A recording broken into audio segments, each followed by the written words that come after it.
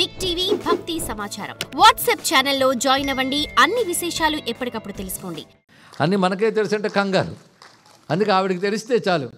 అందుకే అమ్మా నువ్వే గతి యథాయోగ్యం తథాకురు అన్నారు. గొప్ప మాట. ఏది యోగ్యం అది చెయ్యమ్మా, అదండి. కానీ ఇలా చెయ్యమ్మా అలా చెయ్యమ్మని మనమే డిజైన్ చేసి ప్లాన్ ఇవ్వకూడదు. ఆవిడకి ఎలా రక్షించాలి ఆవిడ చూసుకుంటుంది. ఏ తీరుగునను దయచూచెదవు ఇనవంశోత్తమ రామ, ఎలా చూస్తావో నీ ఇష్టం అనాలండి. అప్పుడు ఎంత హాయి ఉంటుంది తెలుసా, ఎంత శాంతి ఉంటుందో తెలుసా. అసలు ఇది కష్టమో కాదో మనకు తెలియదు, కష్టం అనుకుంటున్నాం, అవునో కాదో ఆవిడ తేల్చి చెప్పాలి. కనుక వీటిని పట్టించుకోకుండా ఆ తల్లి పాదపద్మాలను పట్టించుకోవడానికి ఆ తల్లికి వివిధములైన ఉపాసనా రూపములు కల్పన చేసి మనం ఆ మాయాశక్తిని ఉపాసన చేస్తాను. కల్పన చేసి అన్నాను కనుక మనం కల్పించుకుని అర్థం రాయొద్దు. మనం కల్పించుకోలేదు, ఆ తల్లే వివిధ రూపములు తాను కల్పించుకుని ఉపాసకుల కోసం అనుగ్రహిస్తూ ఉన్నటువంటిది. ఏ రూపం ధరించినా వాళ్ళు ఆయనతోనే వస్తుంది. అదొక చాలా విశేషమైన అంశం. ఇక్కడ వీళ్ళని ఎలా అనుగ్రహిస్తుందో చూద్దాం. ప్రశ్న వేసుకున్న వాళ్ళు ధ్యానయోగానుగత, ధ్యానయోగానికి వెళ్తారు. అయితే 3 ఖండములుగా ఉన్నటువంటి ఉపనిషత్తులో మొదటి ఖండంలో ఈ ప్రశ్న వస్తుంది. కేన ప్రాణ, దేనివల్ల జగత్తంతా ప్రాణవంతం అవుతుంది. ప్రాణం అంటే కదలిక, చేష్ట. ప్రాణం ఉంటేనే చేష్ట. కానీ కదలిక దేనివల్ల వస్తుంది, మనస్సు దేనివల్ల పనిచేస్తుంది, చెవి దేనివల్ల పనిచేస్తుంది, ప్రకృతి అంతా దేనివల్ల ఉన్నది అంటే దానికి సమాధానంగా ఉపనిషత్తే శ్రోత్రస్య శ్రోత్రం మనసో మనః యద్వాచోహ వాచం సహు ప్రాణస్య ప్రాణ అని సమాధానం చెప్పారు. చెవికి చెవి అయినది, మనస్సుకు మనస్సు అయినది, వాక్కుకు వాక్ అయినది, ప్రాణానికి ప్రాణమైనది. అంటే అవి పనిచేయడానికి కారణమైనది అని అర్థం ఇక్కడ.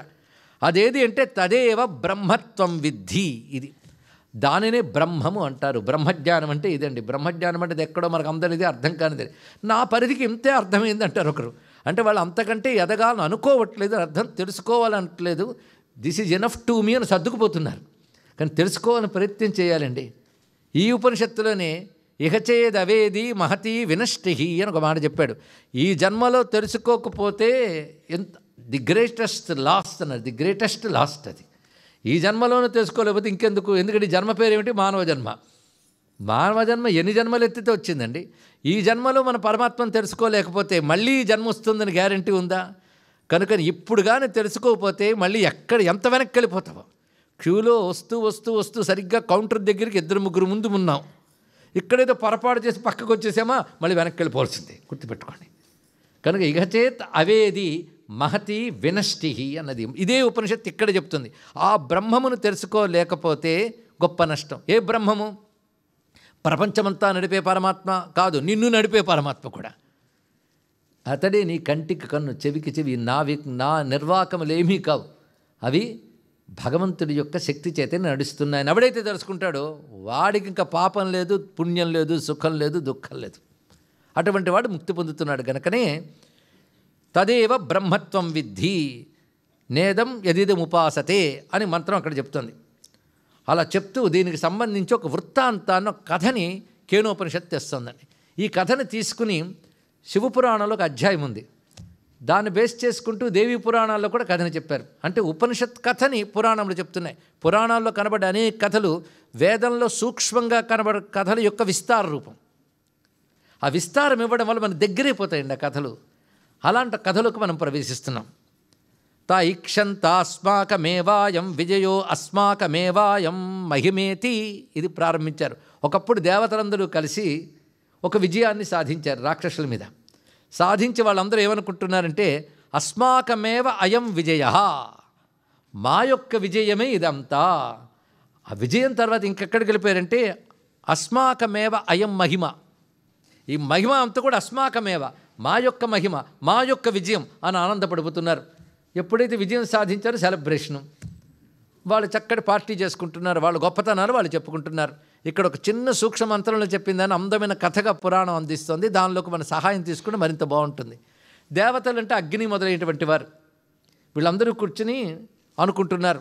అగ్నిభట్టారుగడు అన్నాడు, మనందరం గొప్ప విజయం సాధించాం అంటే ముందు అందరినీ పొగిడిస్తే వీడి గురించి పొగిడితే వింటారు. అది కనుక మనందరం బలి సాధించాం కదా, అయిపోయింది. అయిన తర్వాత అగ్ని గారు మొదలెట్టారు, అందరం సాధించారు నిజం, కానీ నాది కొంచెం ఎక్కువ అన్నాడు ఇక్కడ. ఎందుకంటే నేను అలా భగభగ మండిపోయి వ్యాపించిపోతూ ఉంటే అందరూ రాక్షసులు దగ్ధమయ్యారు కనుక నా విజయం కొంచెం ఎక్కువ అనగానే వాయుదేవుడు వచ్చి మిత్రమా అని భుజం తట్టి, నే సహాయం లేకపోతే నువ్వు మాత్రం విస్తరించగలవా అన్నాడు. ఇక్కడ వాయు సహాయంతోనే విస్తరించగలడు. అగ్నివాయు స్నేహం ఉంది కదా, కానీ కేవలం నీదే అనకయ్యా, నాది ఉంది. నేను నీకు సహాయపడుతూ కొంత చేశాను, నేను ఒక్కడిని ఎంతో చేశాను, నేను ఎంతమందిని ఎగరగొట్టాను రకరకాల గాలుల రూపంతో అనగానే వరుణుడు వచ్చి, మీరిద్దరు గొప్పవాళ్ళే కానీ నేనెంత తక్కువ వాడిని కాదు కదా, ఉక్కిరి బిక్కిరి అయ్యేటట్టు నేనెంత వర్షం కురిపించాను అని వరుణుడు చెప్తున్నాడు. ఇలా ఒక్కొక్క దేవత వచ్చి వాళ్ళ గొప్పతనం చెప్తుంటే యముడు వచ్చి, మీరు ఎన్ని చేసినా నేను సంతకం పెట్టకపోతే అవదు కదా అన్నాడు. ఇక్కడ ఆయన కానీ తీసుకోకపోతే వాడెవడు పోడుగా. ఇలా వీళ్ళందరూ పెరిగి గోల పెట్టేస్తూ ఉంటే అప్పుడు ఒక అద్భుతం వాళ్ళ మీద జరిగినది. ఒక మహాకాంతిపుంజం వాళ్ళ మధ్య ఆవిర్భవించింది. ఇలాంటి మాట వింటే జాగ్రత్తగా, ఇదివరకు విన్నామంటే తలోపడం కాదు, పట్టుకోవాల్సిన అంశం ఉంది ఇక్కడ. సరిగ్గా మనకి జ్యోతిర్లింగ కథ కూడా ఇలాంటిది వస్తుంది. రెండింటికి ఇంచుమించి దగ్గరతనం ఉంది. ఒక మహాజ్యోతి అక్కడ ఆవిర్భవించింది, మహాకాంతిపుంజం. ఇప్పుడు వీళ్ళు కబుర్లు ఆడుకుంటుంటే ఇంత కాంతిపుంజం ఎక్కడి నుంచి వచ్చిందా అని అందరూ దాన్ని చూసేట. చూస్తూ ఉంటే ఆ కాంతిపుంజ మధ్యంలోకి పురుషుడు కనబడ్డాడు. చూసి కిమిదం యక్షమితి, కిమిదం యక్షం ఇది, ఎవడి యక్షుడు అన్నారు. యక్షుడు అంటే మనం అనుకునే యక్ష గుహ్యక జాతుల వాడు కాదు. యక్షం అనే మాట ఇక్కడ అర్థం ఏమిటంటే ఆరాధనీయ, అర్చ్య అని అర్థం. ఇక్కడ పూజించదగినవాడు, యజనము చెయ్యుటకు యోగ్యుడు, పూజించుటకు తగినవాడు. యక్ష శబ్దానికి ఇదే అర్థం. అలాంటి యక్షుడిని చూశారు. కిమిదం యక్షం, ఇతడెవడు అని ఎవరవయ్యా నువ్వు అడిగారు. నేనెవరో తర్వాత చెప్తాను, కానీ మీ గొప్పతనాలు వింటూ ఉంటే ఉండబట్టలేక వచ్చానన్నాడు. ఇక్కడ ఒక్కొక్కరు గొప్పతనం ఒక్కొక్కటి బాగుంది. అగ్నిగారు మీ గొప్పతనం ఏమిటి? ఆయన చెప్పాడు, తగలబెడతాను దేన్నైనా అని. అవునా, సందేహం లేదా?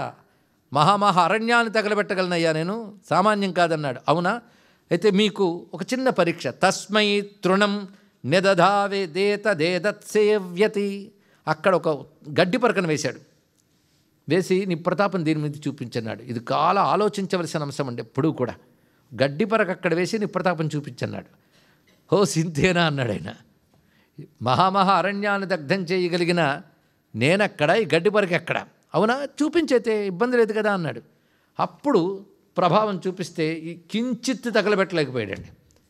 అరణ్యాన్ని తగలబెట్టగలిగేవాడు కూడా దాన్ని తగలబెట్టలేకపోయాడు.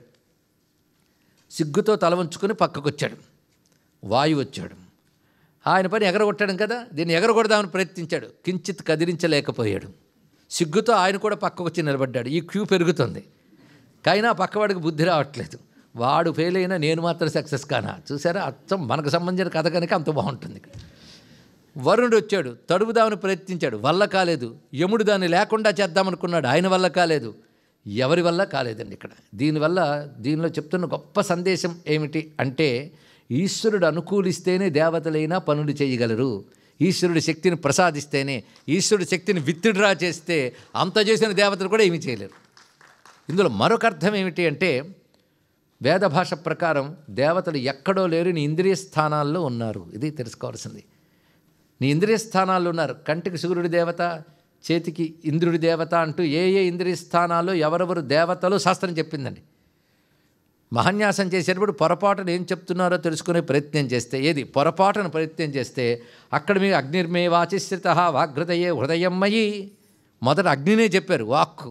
మనం వాక్కుతోనే చాలా చాలా నోరా వీపుకు తేకాయని చాలా తెచ్చుకుంటూ ఉంటాం కనుక ముందు అగ్నినే చెప్పారండి.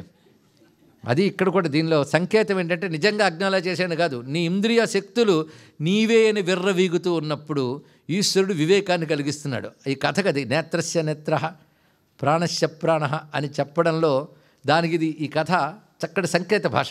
కనుక దేవతలందరూ కూడాను పరమేశ్వరుడి శక్తి వల్లే ఇంతవరకు నిర్వాహకం చేయగలిగారు. కానీ ఎవరి వల్ల పనిచేశారో మర్చిపోయి తమ నిర్వాహకం అనుకుంటూ ఉంటే భగవంతుడు వచ్చి వాళ్ళకి బుద్ధి చెప్తున్నాడు. ఇక్కడ తమ నిర్వాహకం కాదు. తమ నిర్వాహకం అయితే గడ్డి పరకను ఎందుకు తగలబెట్టలేపారు? అంతకుముందు అరణ్యాన్ని తగలబెట్టినప్పుడు తమ నిర్వాహకమా? గడ్డి పరక తగలబెట్టలేనప్పుడు మాత్రం తమ ఓడిపోయినట్ట.